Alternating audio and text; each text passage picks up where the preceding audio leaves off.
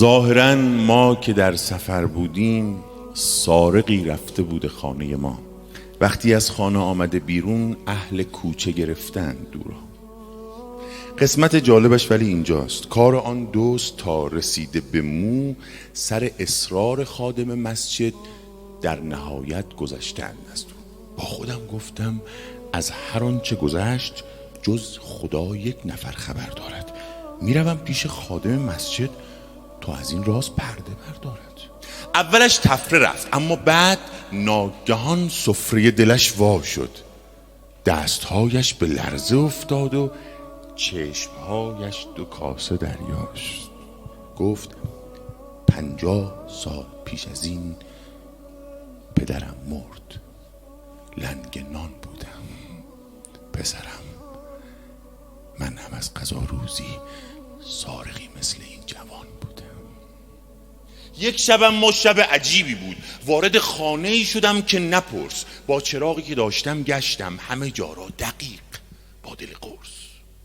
کاسه بشقاب ها همه نقره، تابلو فرش ها گران.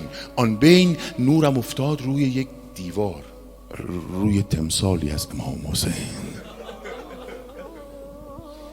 سوس شد دستم و چراغ افتاد. بعد چند سال بغض من شکست. ریختم عقده‌هام را بیرون. گفتم آقا چه وقت دیدار است؟ تو مگر نور نیستی؟ پس کو؟ دور تا دور من که تاریک است. تو چراغ هدایتی، اما من تو را یافتم چراغ به دست. ببرم حرمت تو می شکنم، نبرم خالی است سفره من.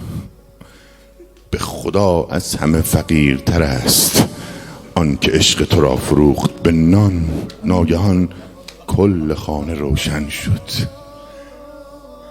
دستی از پشت زد به شانه من. گفت امشب چه روزه‌ای خواندی؟ نور دادی جوان به خانه من.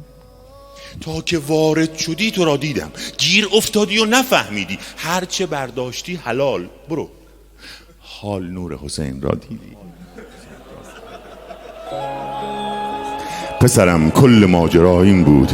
عشق راه مرا عوض کرده.